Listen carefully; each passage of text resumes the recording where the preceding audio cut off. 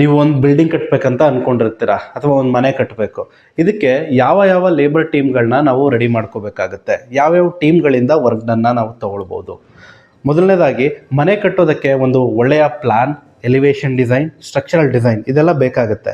ಹಾಗಾಗಿ ಒಂದು ಡಿಸೈನರ್ ಟೀಮ್ನ ಎಲ್ಲದಕ್ಕಿಂತ ಮೊದಲು ನೀವು ಕಾಂಟ್ಯಾಕ್ಟ್ ಮಾಡಿ ಡಿಸೈನ್ಗಳನ್ನ ತೊಗೋಬೇಕು. ಎರಡನೇದು ಸಿವಿಲ್ ಮೇಸ್ತ್ರಿ ಟೀಮ್, ಅಂದರೆ ಈ ಗಾರೆ ಕೆಲಸ, ಸೆಂಟ್ರಿಂಗು, ಬಾರ್ ಬೆಂಡಿಂಗು, ಈ ಥರ ಏನು ಸಿಮೆಂಟ್ ವರ್ಕ್ಗಳಿದೆ, ಈ ಸಿಮೆಂಟ್ ವರ್ಕ್ಗಳನ್ನ ಮಾಡೋದಕ್ಕೆ ನಮಗೆ ಒಂದು ಗಾರೆ ಮೇಸ್ತ್ರಿ ಟೀಮ್ ಬೇಕಾಗತ್ತೆ.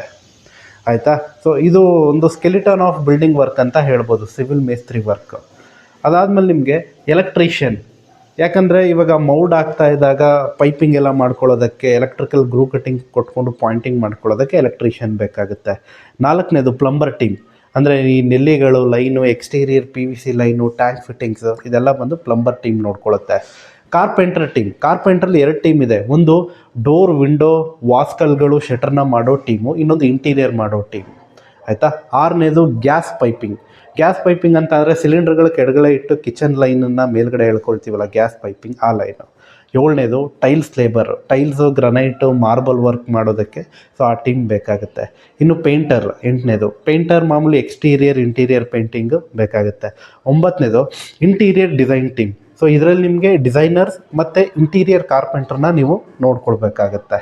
10ನೇದು ಕಬ್ಬಿಣದ ಕೆಲಸ ಮಾಡೋರು, ಅಂದರೆ ಫ್ಯಾಬ್ರಿಕೇಟರ್, ಈ ಗೇಟು, ರೇಲಿಂಗ್ಸು, ಸೊ ಇದನ್ನೆಲ್ಲ ಮಾಡ್ತಾರೆ ನೋಡಿ, ಸೇಫ್ಟಿ ಗ್ರಿಲ್ಸು, ಸೊ ಇದೆಲ್ಲ ಬಂದು ಫ್ಯಾಬ್ರಿಕೇಟರ್ ನೋಡ್ಕೊಳ್ತಾರೆ.